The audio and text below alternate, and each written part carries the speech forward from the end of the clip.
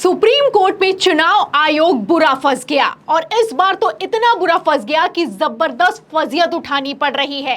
जैसा कि आप जानते हैं कि पहले चरण से लेकर चौथे चरण तक तस्वीरें, वीडियो, खबरें निकलकर सामने आई कि फर्जी मतदान हो रहा है, धांधली हो रही है, चोरी हो रही है, चुनाव आयोग एक्शन लो। लेकिन चुनाव आयोग ने एक्शन लेना तो दूर की बात है, किसी तरह का कोई जवाब तक नहीं दिया और अब ये एक्शन ना लेना चुनाव आयोग पर ही उल्टा पड़ता हुआ नजर आ रहा है। जी हां, आपको बता दें, चौथे चरण के मतदान के बाद बड़ी खबर निकलकर सामने आई है, जिसमें सुप्रीम कोर्ट में एक बार फिर से चुनाव आयोग के खिलाफ याचिका दाखिल कर दी गई है और इसमें सुप्रीम कोर्ट के ही फैसले को सुप्रीम कोर्ट में चैलेंज किया गया है। सीजेआई चंद्रचूड़ से मांग की गई है कि आप इस याचिका पर तत्काल सुनवाई कीजिए और अगर ये सुनवाई नहीं हुई तो ये लोकतंत्र के लिए खतरनाक होगा। तो क्या सबूत पेश किए गए हैं ईवीएम धांधली को लेकर, क्या दावे किए जा रहे हैं, आपको दिखाएंगे। लेकिन उससे पहले बिग ब्रेकिंग दिखाते हैं। खबर आप देखिए न्यूज़ 24 की। देखिए, इसमें लिखा है कि ईवीएम वीवीपैट मामले में सुप्रीम कोर्ट द्वारा सुनाए गए फैसले को चुनौती दी गई है। सुप्रीम कोर्ट ने ईवीएम में दर्ज वोटों को 100% वीवीपैट पर्चियों के साथ मिलान की मांग को खारिज कर दिया था। आप जानते हैं 26 अप्रैल को इसे खारिज किया गया था। आगे अब जो याचिका दाखिल की गई है उसमें क्या मांग की गई है, सुनेगा। देखिए, इसमें लिखा है कि याचिका में कहा गया है कि फैसले में सिंबल लोडिंग यूनिट्स में छेड़छाड़ और उनके ऑडिट की आवश्यकता को नजरअंदाज किया गया है। तो सुप्रीम कोर्ट में कहा गया है कि सुप्रीम कोर्ट ने जो 26 अप्रैल को फैसला सुनाया है उसमें दोष है, इसलिए एक बार फिर से पुनर्विचार याचिका दाखिल की गई है और फिर से सुनवाई करने की मांग की गई है। कहा यह जा रहा है कि एसएलयू में छेड़छाड़ से लेकर उसके ऑडिट को नजरअंदाज किया गया है। तो फिलहाल एसएलयू को लेकर जब 26 अप्रैल को सुप्रीम कोर्ट ने फैसला सुनाया था तो जस्टिस खन्ना ने क्या कहा था, आपको नहीं याद है तो वो भी बता देते हैं। खबर आप देखिए एनडीटीवी की। देखिए, इसमें लिखा है कि सुप्रीम कोर्ट के आदेश पर चुनाव आयोग ने बदला ईवीएम वीवीपैट से जुड़ा प्रोटोकॉल, दिए हैं ये निर्देश। क्या निर्देश दिए गए, सुनेगा। इसमें लिखा है कि सुप्रीम कोर्ट ने निर्वाचन आयोग को मतदान के बाद इलेक्ट्रॉनिक वोटिंग मशीन में चिन्ह लोडिंग करने वाली स्टोर यूनिट्स को 45 दिनों के लिए स्ट्रांग रूम में सुरक्षित रखने के निर्देश दिए हैं, जिसके बाद आयोग ने कुछ बदलाव किए हैं। तो एसएलयू को लेकर जब 26 अप्रैल को फैसला सुनाया गया तो जस्टिस खन्ना की तरफ से यह आदेश दिया गया कि आप एसएलयू का जो डेटा होता है, जिसे सिंबल लोडिंग यूनिट कहा जाता है, उसके डेटा को भी 45 दिनों तक स्ट्रांग रूम में सुरक्षित रखिए। अब इसके बाद चुनाव आयोग ने प्रोटोकॉल में भी बदलाव कर दिया और निर्देश भी दे दिए गए कि इसे 45 दिनों तक के लिए सुरक्षित रखा जाएगा। लेकिन अब सुरक्षित रखने के बाद भी इस पर सवाल खड़ा किया जा रहा है। सवाल ये खड़ा किया जा रहा है कि जो एसएलयू होती है उसमें चिप लगी होती है और इस चिप के जरिए कंट्रोल किया जाता है, धांधली की जाती है, सिंबल बदले जाते हैं, बटन कांग्रेस का दबाव तो कमल का सिंबल निकलकर सामने आता है।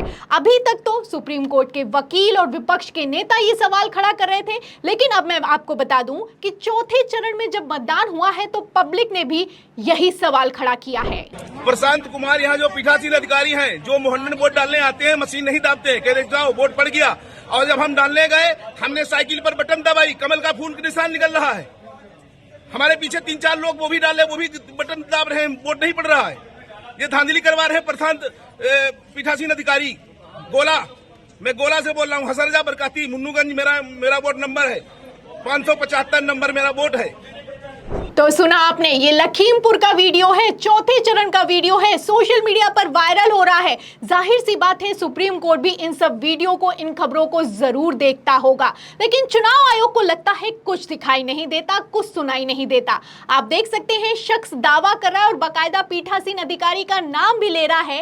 कहना है कि मैंने बटन दबाया था साइकिल का और पर्ची कमल की निकली है, ये हाल हो चुका है। और आप देख सकते हैं उनका यह भी कहना है कि यहाँ पर सिर्फ मेरे साथ ये नहीं हुआ, मेरे साथ जो 3-4 लोग मौजूद थे उनके साथ भी यही हुआ है। ये चुनाव चल रहा है कि मजाक चल रहा है, सोचने वाली बात है। बड़े बड़े दावे तो चुनाव आयोग ने सुप्रीम कोर्ट में खड़े होकर कर दिए हैं, लेकिन एक एक दावा फेल होता हुआ नजर आ रहा है। दावा तो किया गया था कि स्ट्रांग रूम में 45 दिनों के लिए एसएलयू को भी अब सुरक्षित रखा जाएगा, सुप्रीम कोर्ट के आदेश पर प्रोटोकॉल में बदलाव कर दिया गया है। अब उस स्ट्रांग रूम पर क्या ही भरोसा किया जाए जिस स्ट्रांग रूम का सीसीटीवी टीवी ही 45 मिनट के लिए बंद हो जाता है। आप देख सकते हैं बारामती को लेकर कल ही ये खबर निकलकर सामने आई, जब चौथे चरण की वोटिंग चल रही थी, तभी ये खबर ने बवाल मचा दिया। इस खबर में दावा यह किया गया कि जिस स्ट्रांग रूम में ईवीएम रखी गई है वहां का सीसीटीवी 45 मिनट के लिए बंद हो चुका है। अब 45 मिनट में तो काफी कुछ हो सकता है। तो सवाल तो कई खड़े होते हैं, लेकिन चुनाव आयोग झूठ बोल रहा है।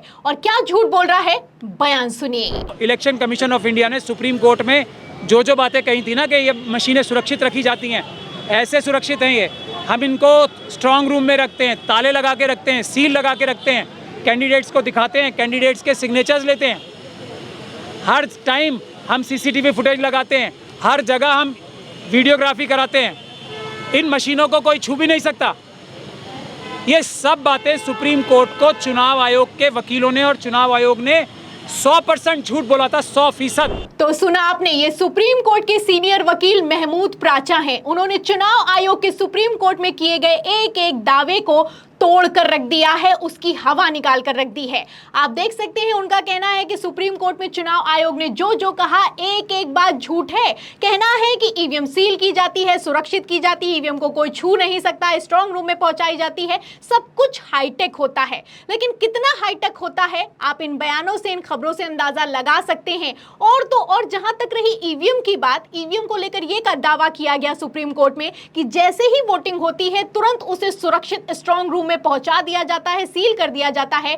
उसी ईवीएम को सड़कों पर टहलाया जा रहा है। आप तस्वीरें देख सकते हैं, मैनपुरी की तस्वीरें निकलकर सामने आई। ये तीसरे चरण का मतदान हुआ था और मतदान जैसे ही संपन्न हुआ, जो चुनाव के अधिकारी हैं उन्हें किसी तरह की कोई गाड़ी तक नहीं उपलब्ध कराई गई है। आप देख सकते हैं कि ईवीएम लेकर जा रहे हैं मतदान करवाने के बाद, वो भी पैदल। अब ऐसे हालातों में चुनाव आयोग की बातों पर कितना ही भरोसा किया जाए, आप समझ सकते हैं। इसी पर सुप्रीम कोर्ट के सीनियर वकील महमूद प्राचा ने रामपुर से चुनाव लड़ा, और जब उन्होंने रामपुर से चुनाव लड़ा तो उन्होंने कई सबूत इकट्ठा किए हैं। उनका कहना है कि जो चुनाव आयोग कह रहा है कि सील को लगा दिया जाता है, स्ट्रांग रूम में पहुंचा दिया जाता है, वही चुनाव आयोग सील को तोड़ता है और चुनावों में धांधली करता है, वोटिंग का फेरबदल करता है। इसी को लेकर उन्होंने वीडियो भी पेश किए हैं। दावा यहां तक किया जा रहा है कि उनके पास सबूत भी हैं। इसी का ज्ञापन लेकर वो चुनाव आयोग भी पहुंचे। लेकिन जब चुनाव आयोग पहुंचे तो क्या हुआ, वीडियो देखिए। इनका विरोध करते रहें और ये विरोध कामयाब होगा। ईवीएम के सारे चुनाव रद्द होंगे। हमारे लिए भारत का संविधान हमारे लिए ऊपर है, इसीलिए हम इनके साथ जा रहे हैं। ये कानून का पालन नहीं करते ना चुनाव आयोग ना पुलिस, ये अपराध करते हैं, बार बार अपराध करते हैं, और मैं इन सबको जेल भिजवाऊंगा, ये भी बोल रहा हूँ। चुनाव आयोग गैर कानूनी है, हमारी गिरफ्तारी गैर कानूनी है, और ये चुनाव आयोग जो हमारे जवाब नहीं दे रहा वो भी गैर कानूनी। तो सुना आपने, ज्ञापन देने के लिए पहुंचे हैं। अब ज्ञापन लेने में भी चुनाव आयोग को किस बात का डर सता रहा है, सवाल खड़ा होता है। कहना है कि ये लोग धांधली कर रहे हैं, चोरी कर रहे हैं, चुनाव अधिकारी गिरफ्तार होंगे और ईवीएम से कराए गए चुनाव को कैंसिल करा जाएगा। मैं सुप्रीम कोर्ट से मांग करता हूं कि सख्त से सख्त एक्शन लिया जाए। और इसी एक्शन के तहत आप देख सकते हैं कि अब एक एडीआर ने याचिका सुप्रीम कोर्ट में दाखिल भी कर दी है और सीजीआई चंद्रचूड़ से मांग की गई है कि इस पर तत्काल सुनवाई करिए, क्योंकि अब सुनवाई नहीं करी तो लोकतंत्र खतरे में आ जाएगा। तो फिलहाल इस याचिका पर, इस बयानों पर, इन वीडियो पर और महमूद प्राचा ने जिस तरीके से कमान संभाली है, उस पर आपको क्या लगता है कि क्या इस बार के चुनाव में सुप्रीम कोर्ट कोई बड़ा एक्शन लेगा? इस सवाल के जवाब में आपकी क्या राय है, हमें कमेंट बॉक्स में जरूर लिखें। वीडियो को ज्यादा से ज्यादा शेयर करें, सब्सक्राइब बटन दबाएं, हमारे चैनल को लाइक करें, ज्वाइन करें। फिर मिलती है अगली खबर के साथ, तब तक के लिए धन्यवाद।